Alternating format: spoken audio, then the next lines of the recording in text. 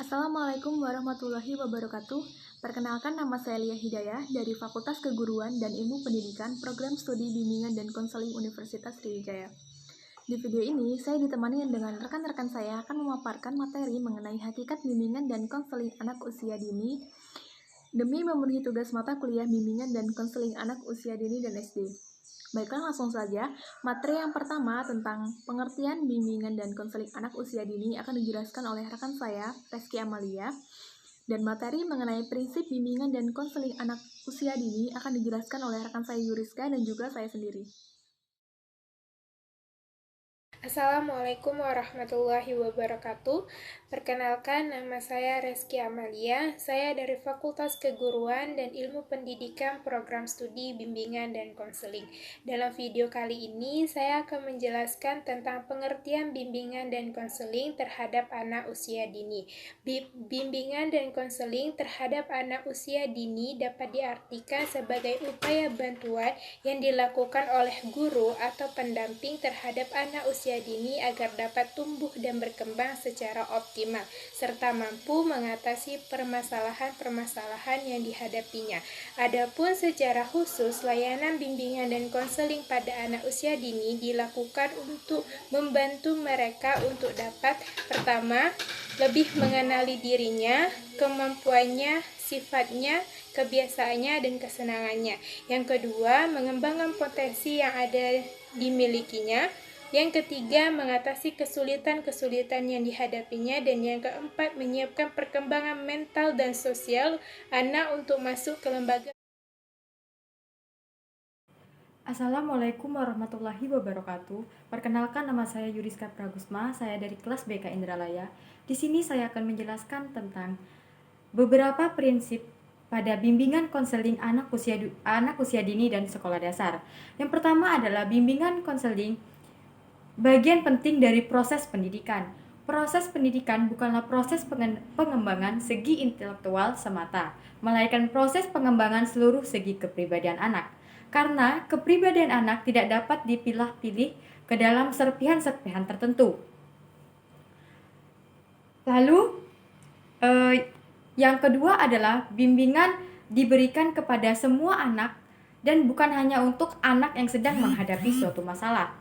Semua anak didik diperlukan bantuan, baik yang dianggap tidak punya masalah maupun anak yang sedang menghadapi masalah. Anak yang tidak punya masalah maupun membutuhkan bimbingan secara mental, di mana kita tidak pernah tahu bagaimana psikis dan mental pertumbuhan seorang anak. Selanjutnya kita lanjutkan yang ketiga. Yang ketiga adalah bimbingan merupakan proses yang menyatu dalam semua kegiatan pendidikan. Bimbingan merupakan salah satu kegiatan pendidikan di samping pengajaran dan latihan. Pelaksanaan bimbingan pada anak usia dini tidak dapat dipisahkan dalam keseluruhan proses pembelajaran. Ketika guru melaksanakan kegiatan pembelajaran dan latihan, pada saat itu juga guru dapat melakukan proses pengembangan dengan menggunakan metode-metode pembelajaran. Yang keempat adalah bimbingan harus berpusat pada anak yang dibimbing. Kejelas arah kepada siapa proses bimbingan itu dilakukan akan mewujudkan hasil yang baik dari suatu proses yang dilakukan. Guru tidak boleh sembarangan melakukan bimbingan. Guru harus melakukan bimbingan pada titik yang benar, di mana anak didiklah yang sangat butuh dibimbing, dan kita harus melakukan pencaritahuan latar belakang, keamanan, dan kondisi seorang anak.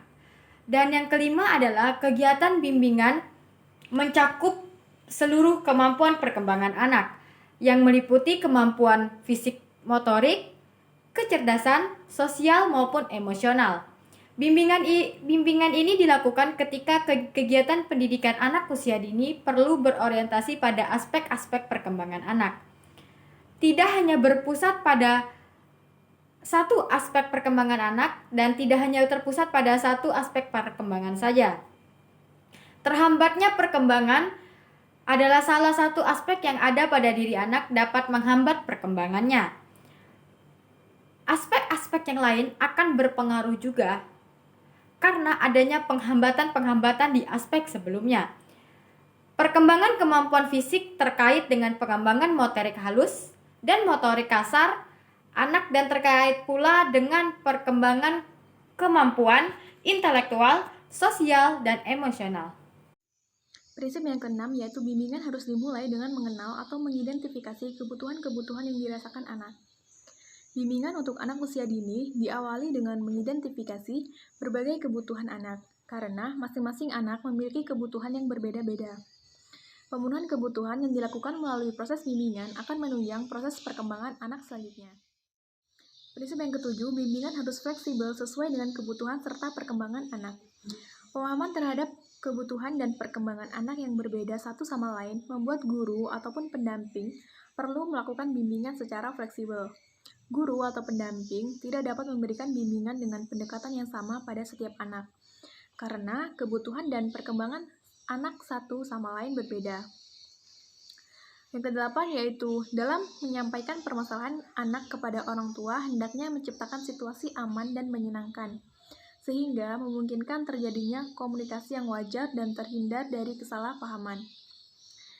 Masalah yang dihadapi anak usia dini merupakan masalah yang tidak dapat dipisahkan dari peran orang tua di rumah.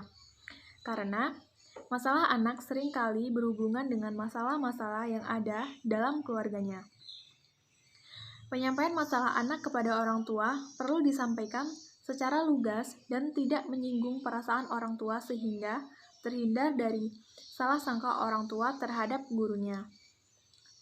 Prinsip yang ke-9 yaitu dalam melaksanakan kegiatan bimbingan, hendaknya orang tua diikutsertakan agar mereka dapat mengikuti perkembangan dan memberikan bantuan kepada anaknya di rumah. Kerjasama antara orang tua dengan guru dan juga pendamping merupakan salah satu kunci keberhasilan bimbingan untuk mendidik anak usia dini. Penanganan yang dilakukan guru atau pendamping tanpa disertai dengan dukungan kerjasama orang tua di rumah akan membuat permasalahan yang dihadapi anak tidak dapat diselesaikan secara tepat. Kemudian prinsip yang ke-10 yaitu bimbingan dilakukan seoptimal mungkin sesuai dengan kemampuan yang dimiliki guru ataupun pendamping sebagai pelaksana bimbingan. Bila mana masalah yang terjadi perlu ditindaklanjuti, maka guru pembimbing harus mengonsultasikan kepada kepala sekolah dan tenaga ahli. Keterbatasan kemampuan yang dimiliki guru ataupun pendamping perlu disadari secara arif, namun demikian, bimbingan tetap perlu dilaksanakan seoptimal mungkin. Dalam upaya memberikan bantuan pada anak, guru atau pendamping dapat bekerja sama dengan pihak lain yang lebih kompeten untuk membantu perkembangan anak itu sendiri. Kemudian prinsip yang terakhir yaitu bimbingan harus diberikan secara berkelanjutan. Bimbingan yang dilakukan pada anak usia dini tidak bersifat sementara. Bimbingan tidak hanya dilakukan bila ada berbagai masalah yang dihadapi anak, tetapi bimbingan juga perlu dilakukan secara berkelanjutan dan senantiasa berorientasi pada upaya membantu perkembangan anak seoptimal mungkin. Baiklah teman-teman, mungkin itu saja yang dapat kami sampaikan. Apabila ada kesalahan, kami mohon maaf karena di sini kami masih sama-sama belajar. Saya akhiri, wassalamualaikum warahmatullahi wabarakatuh.